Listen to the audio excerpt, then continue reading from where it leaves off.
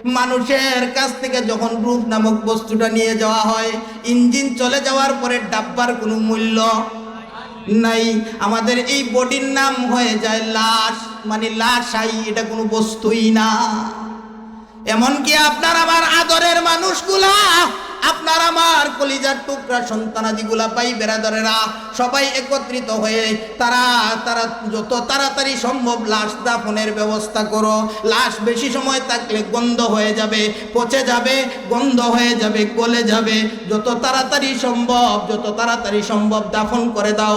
এইভাবে করে আল্লাহর বান্দার বান্দি আপনার আমার কাছ থেকে রূহ নামক বস্তুটা নিয়ে যাওয়ার পরে সন্তানাদিগুলা দৌড় দেবে। কেউ যাবে আপনার আমার জন্য কাফন কেনার জন্য বাজারে যাবে, কেউ আপনার আমার জন্য মসজিদে যাবে, হুজুরকে বলবে হুজুর একটু এলান করে দেন আমার বাবা মারা গেছেন। আমার ভাইরা রে, এইভাবে করে আপনার আমার যখন সময় শেষ হয়ে যাবে, আপনাকে আমাকে নিয়ে জানাজার মাঠে হাজির হবে।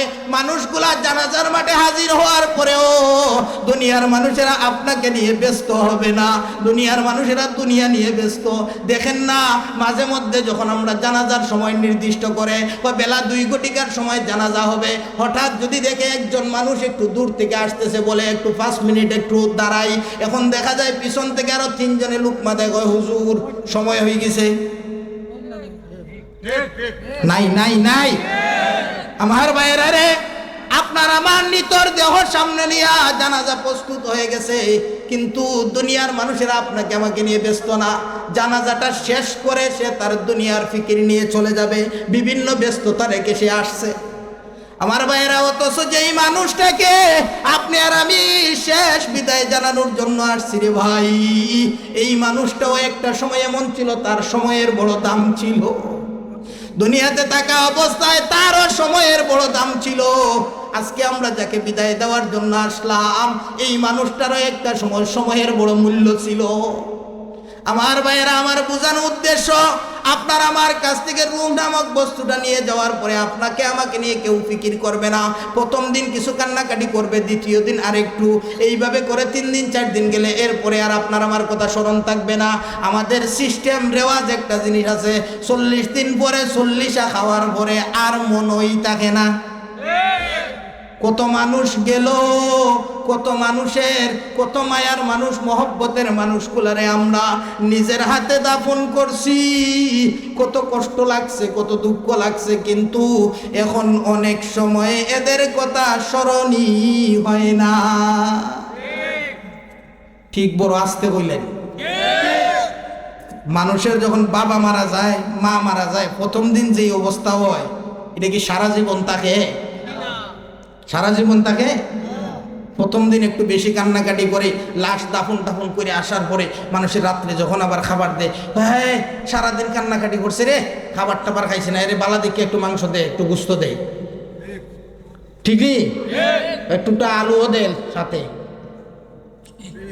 দেখে শুনে খাওয়া, সারাদিন খাইতে পারছে না, খালি কান্নাকাটি করছে। ঠিক না? ঠিক না ভাই? বাস্তবতা এটাই, বাস্তবতা এটাই, দুনিয়া এটাই। আপনি আমি চলে গেলে আপনাকে আমাকে নিয়ে কেউ ফিকির করবে না।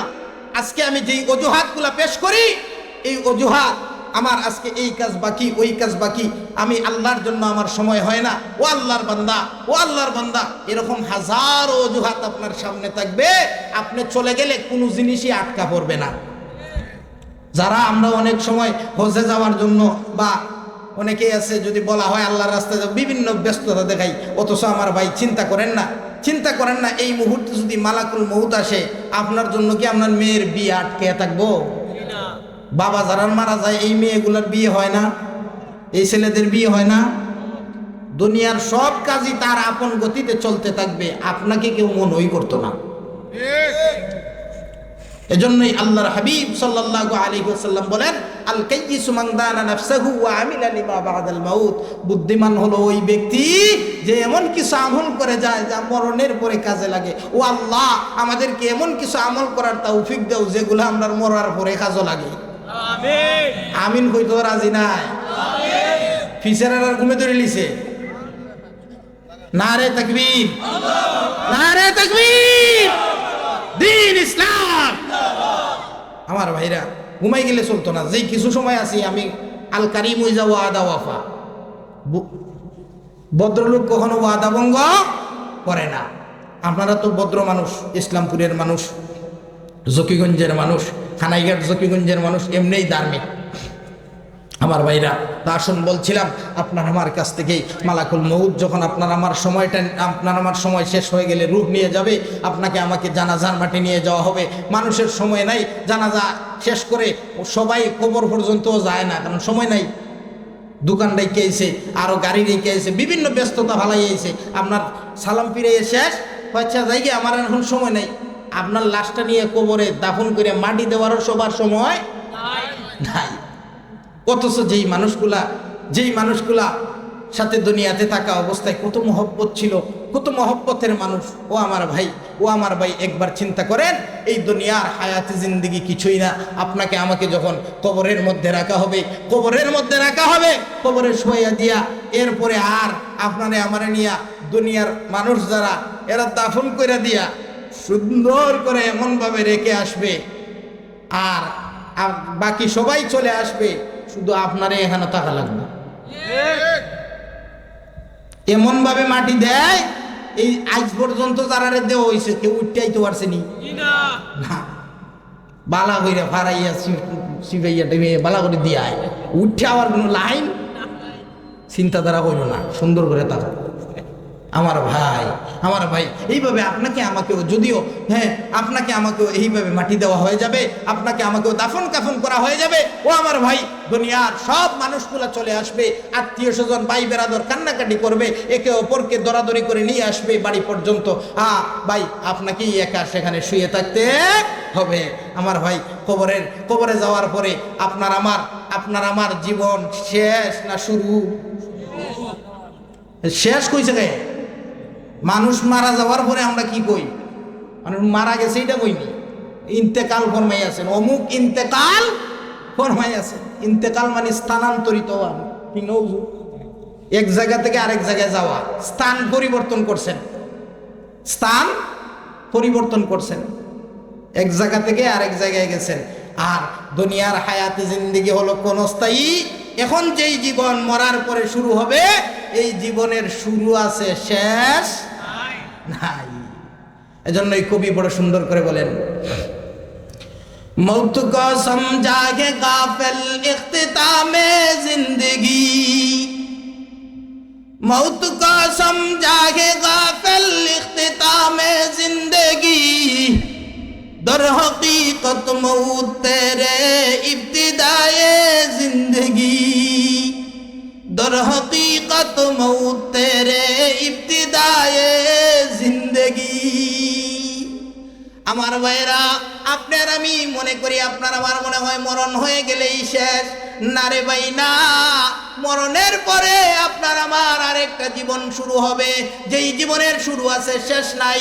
অথচ আমরা যদি একটু লক্ষ্য করে দেখি, দুনিয়ার হায়াতে জিন্দেগি ক্ষণস্থায়ী।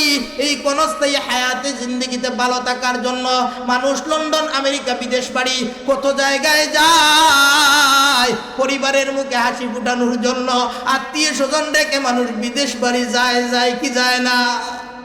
আমার ভাইয়েরা, দুনিয়ার মানুষগুলা ক্ষণস্থায়ী জীবনে ভালো থাকার জন্য কত সুন্দর অট্টালিকা বানায়, কত সুন্দর আরামের ব্যবস্থা করে। অথচ এই কথা আমরা সবাই জানি, এই দুনিয়াতে আমরা চিরদিন থাকবো না। আমি হুজুর যে ওয়াজ করতেছি, আমিও কিন্তু ভালো থাকার জন্য বিভিন্ন কৌশল অবলম্বন করি, ঠিক কিনা? আমার ভাইরা, অথচ এই ক্ষণস্থায়ী হায়াতে জিন্দেগিতে ভালো থাকার জন্য আমরা যতগুলা ফিকির করি, যতগুলা চেষ্টা করি, চিরস্থায়ী জীবনে ভালো থাকার জন্য তার 100 ভাগের 1 ভাগও আমরা করি না। এজন্যই আমার মুসলমান ভাইয়েরা, আপনাকে আমাকে যখন কবরস্থ করে রাখা হবে, আপনাকে আমাকে যখন দাফন কাফন করে দুনিয়ার সব মানুষগুলা চলে আসবে, আপনার আমার সাথে কেউ যাবে না, সাথে যাবে আমল। এই আমল যদি আপনার নেক আমল হয় তাও আপনার সাথে যাবে, যদি বদ আমল হয় তাও আপনার সাথে যাবে। বদ আমলের বিনিময়ে আপনি পাবেন জাহান্নাম, আর নেক আমলের বিনিময়ে আপনি পাবেন জান্নাত। আমার মুসলমান ভাইয়েরা, কবরস্থ করার পরে আপনার কাছে মুনকার নাকির আসবে, জিজ্ঞাসা করবে, সওয়াল জবাব করবে, মুনকার নাকির এসে আপনাকে জিজ্ঞাসা করবে, আল্লাহর বান্দা বলো তো তোমার রবকে, মার রব্বুকা, আপনারা বলেন তো আমাদের রবকে? আল্লাহ। আরো জোরে, আরো জোরে। আমার মুসলমান ভাইয়েরা, কবরের জিন্দেগিতে যাওয়ার পরে আপনাকে আমাকে যখন জিজ্ঞাসা করা হবে মার রব্বুকা, আপনি আর আমি এখন যত সহজে বলে ফেলছি, আপনি আর আমি এখন যত সহজে বলছি যে আমাদের রব হলেন আল্লাহ, এই কথার স্বীকারোক্তি দেওয়ার জন্য বান্দা হায়াতে জিন্দেগিতে তার রব অর্থাৎ আল্লাহ রাব্বুল আলামিনের বিধিবিধান মেনে চলা লাগবে কি লাগবে না? আমার মুসলমান ভাইয়েরা, আল্লাহর বান্দারা যদি আল্লাহকে আল্লাহ বলে স্বীকারোক্তি দেয়, আল্লাহ রাব্বুল আলামিন কোরআনে কারীমের এক আয়াতে আল্লাহ রাব্বুল আলামিন বড় সুন্দর করে বলেন, ইন্নাল্লাযীনা ক্বালু রাব্বুনাল্লাহু সুম্মা ইসতাকামু তাতানাজ্জালু আলাইহিমুল মালাইকাতু আল্লা তাখাফু ওয়া লা তাহজানু ওয়া আবশিরু বিল জান্নাতি আল্লাতী কুনতুম তুআদুন। আল্লাহ রাব্বুল আলামিন এই আয়াতে কারিমার ভিতরে আল্লাহ রাব্বুল আলামিন বড় সুন্দর করে বলেন, ইন্নাল্লাযীনা ক্বালু রাব্বুনাল্লাহ, নিশ্চয় যারা বলে আমাদের রব হলেন আল্লাহ। আমাদের রব কে? আরো আওয়াজ করে বলেন কে? আমাদের রব হলেন আল্লাহ। এই কথা বান্দায় স্বীকারোক্তি দেওয়ার পরে আল্লাহ পরের অংশ বলেন সুম্মা ইসতাকামু, এই কথার উপরে অটল অবিচল যদি থাকে, এই কথার উপরে অটল অবিচল থাকলে বান্দার জন্য সুসংবাদ। আমার ভাইয়েরা একটু লক্ষ্য করে দেখেন না, আল্লাহ রাব্বুল আলামিন বড় সুন্দর করে আল্লাহ বলেন, ইন্নাল্লাযীনা ক্বালু রাব্বুনাল্লাহ, নিশ্চয় যারা বলে আমাদের রব হলেন আল্লাহ, সুম্মা ইসতাকামু, আর এই কথার উপরে অটল থাকে অবিচল থাকে।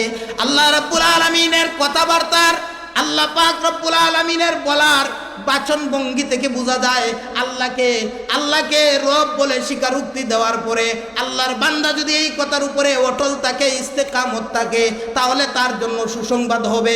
এখন আল্লাহ পাক রব্বুল আলামিনকে আল্লাহকে রব বলে স্বীকারোক্তি দেওয়ার পরে দুনিয়াতে থাকা অবস্থায় দেখা যাবে অনেক রকমের বালা মুসিবত আসবে, অনেক রকমের বিপদ আপদ আসবে।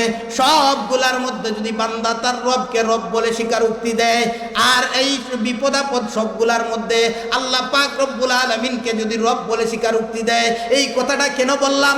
আমাদের সমাজের অনেক মানুষ